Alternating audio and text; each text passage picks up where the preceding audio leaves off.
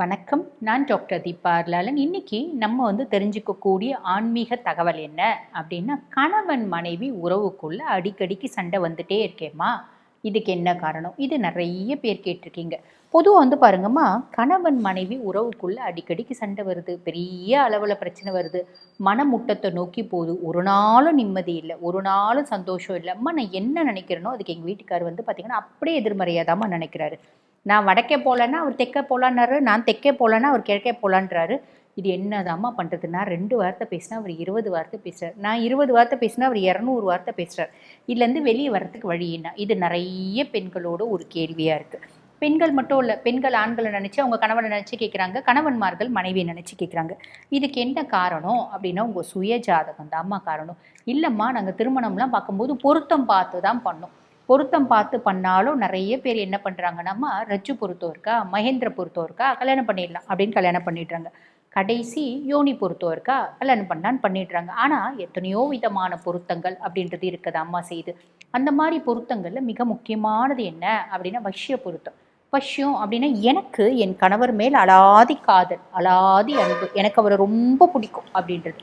அதே மாதிரி எனக்கு என் மனைவி மீது அலாதி காதல், அலாதி அன்பு. என் மனைவினா எனக்கு ரொம்ப ஆசை, என்ன சண்டை போட்டாலும் அவளை விட்டு பிரிஞ்சு இருக்க முடியாதுமா என்னால் அப்படின்னு சில கணவன், அதாவது தம்பதிகள் இருக்காங்க பார்த்தீங்களா, கணவனும் மனைவியும். இதுக்கு காரணம் என்ன அப்படின்னா, அவங்கக்குள்ள வஷ்ய பொருத்தம் அப்படின்றது இருக்கும். சரி, இந்த வஷ்ய பொருத்தம் ஒன்று இருக்குது அப்படின்னா கூட நம்ம நிறையத்தை பார்த்தீங்கன்னா ஓவர் கம் பண்ணி போயிட முடியும் அப்படின்னா. அதுக்கும் மேலே சுய ஜாதகத்தை நீங்கள் பார்க்குறீங்க அப்படின்னாலே உங்களோட கலத்திர ஸ்தானத்தை பார்க்கணும். இந்த கலத்திரஸ்தானம் பெண்களாக இருந்தாலும் சரி, ஆண்களாக இருந்தாலும் சரி, கலத்திரஸ்தானம் எப்படி இருக்குது? கலத்திரஸ்தானம் கெட்டு போயிருக்கா, முழுசும் கெட்டு போயிருக்கா, இல்லை கெட்டு போயிருக்கு, பாபர் இருக்காங்க ஆனால் குருனோட பார்வை இருக்கா, இப்படி பல விஷயங்கள் நம்ம பார்க்கணுமா. உதாரணத்துக்கு கலத்திரஸ்தானத்தில் இப்போ நீங்கள் ஒரு பெண் அப்படின்னு வச்சுக்கோங்களேன், உங்களோட கலத்திரஸ்தானத்தில் செவ்வாய் இருக்கா, தன குடும்ப வாக்குஸ்தானத்தில் பார்த்தீங்கன்னா சனி இருக்கா, அதுக்கும் மேலே ராகுனோட பார்வை கலத்திரஸ்தானத்தில் இருக்குது, இந்த மாதிரி விஷயங்கள்லாம் இருக்குது அப்படின்னு வச்சுக்கோங்களேன். குடும்பம் அப்படின்றது பார்த்திங்கன்னா எப்படி இருக்கும்? கணவன் அப்படின்றது நீங்கள் என்ன சொல்கிறீங்களோ அதுக்கு ஆப்போசிட்டாக தான் செய்வார்.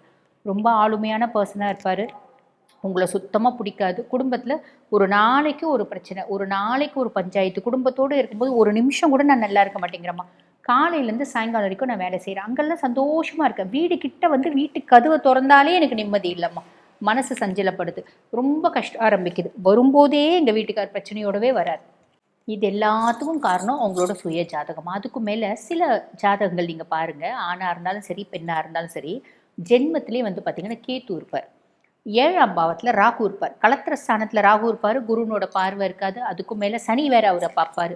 இந்த மாதிரிலாம் இருக்கும்போது என்ன ஆகும் அப்படின்னா, நான் என்ன நினைக்கிறனோ எங்கள் வீட்டுக்கார் கரெக்டாக ஆப்போசிட்டாக செய்வார்.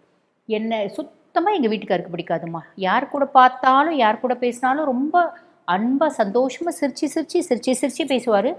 என்ன பார்த்தாலே என்ன ஆகுமோ தெரியாது, அவர் மூஞ்சில் எள்ளி இவ்வளோ போட்டால் வெடிச்சிடும், கொல்லி இவ்வளோ போட்டால் வெடிக்கும், அந்த மாதிரி மூஞ்சை வச்சுப்பார், அப்படி கத்துவார். இப்படி நிறைய பேர் சொல்கிறீங்க பார்த்தீங்களா, இது எல்லாத்துக்கும் காரணம் நம்மளோட சுய ஜாதகம் தான்மா. அப்போ இந்த சுய ஜாதகத்தை மாற்ற முடியுமா, கணவன் மனைவி ஒற்றுமை அப்படின்றத கொண்டு வர முடியுமா அப்படின்னா, அதுக்கும் நிறைய பரிகாரங்கள் இருக்கதாமா செய்து. அந்த விதத்தில் பலனடிக்கக்கூடிய பரிகாரங்கள் அப்படின்றது நிறைய இருக்குது.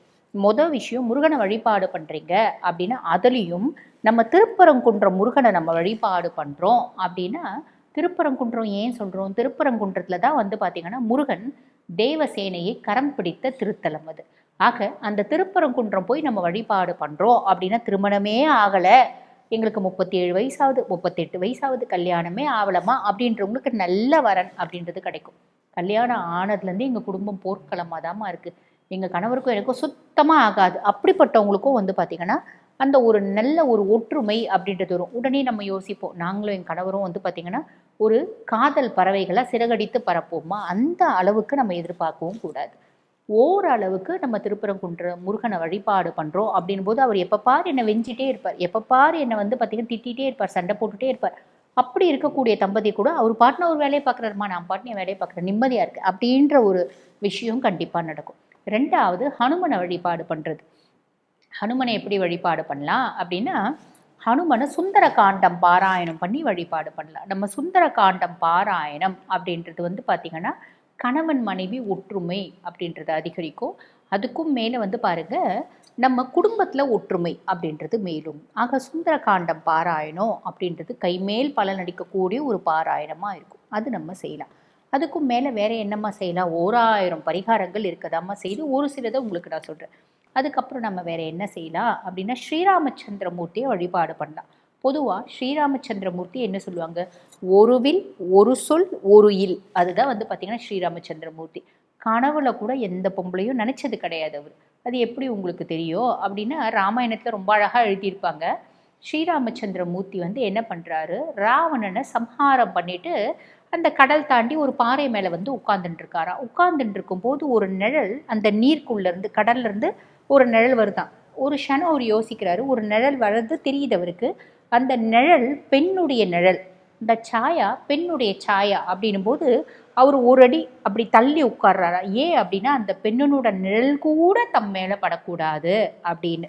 ஆக இதை பார்த்த உடனே அந்த நிழல் யாருடையது அப்படின்னா மண்டோதரியுது. அதாவது ராவணனுடைய மனைவி மண்டோதரியுது. அந்த அம்மாவும் சிறந்த கற்புக்கரசி. அந்த அம்மா ஸ்ரீராமச்சந்திரமூர்த்தியை வணங்குறாங்க. வணங்கி சொல்றாங்க, என் கணவர் ஒரு சாமானிய மனுஷரால சம்ஹாரம் பண்ணப்படலை, அது எனக்கு ரொம்ப சந்தோஷம். ஒரு உத்தம புத்திரனான ஸ்ரீராமச்சந்திரமூர்த்தி உங்களால் என் கணவர் சம்ஹாரம் பண்ணப்பட்டிருக்கார் அப்படின்றது ரொம்பவே சந்தோஷம். காரணம் எதனால் அந்த அம்மா சொன்னாங்க, நிழல் பெண்ணினோட நிழல் அப்படின்னு தெரிஞ்சே ஒதுங்கின ஒரு உத்தம மனுஷன், இந்த மனுஷன் கையால் என் கணவர் வந்து இறந்தது எனக்கு ரொம்ப சந்தோஷம் அப்படின்னு அவரை வணங்கிட்டு திருப்பி போவாங்க.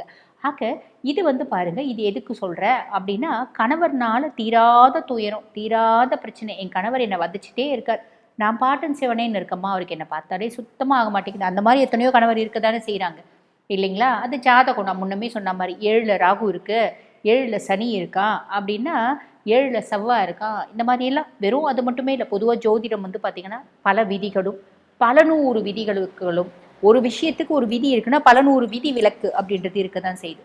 பெரிய கடல் சமுத்திரம் அப்படின்றது ஜோதிடம். ஆக இந்த மாதிரிலாம் இருக்குது அப்படின் போது நம்ம ஸ்ரீராமச்சந்திரமூர்த்தியை வழிபாடு பண்ணணும். ஸ்ரீராமச்சந்திரமூர்த்தி எப்படி வழிபாடு பண்ணால், ராம ராம ராம ராம ராமா அப்படின்னு சொல்லி நீ வழிபாடு பண்ண அப்படின்னா கூட உன் கணவனால் ஏற்படக்கூடிய பிரச்சனையிலேருந்து நீ பெருமளவு மீள முடியும் அப்படின்றது நம்பிக்கைம்மா. நம்பிக்கை மட்டும் இல்லை, உண்மையும் கூட. முயற்சி தான் செஞ்சு பாருங்கள், நல்லதே நடக்கும். ஆக இந்த பதிவு உங்களுக்கு பயனுள்ளதாக இருக்கும்னு நினைக்கிறேன். இதே மாதிரி இன்னொரு பதிவில் உங்களை சந்திக்கிறேன். நன்றி.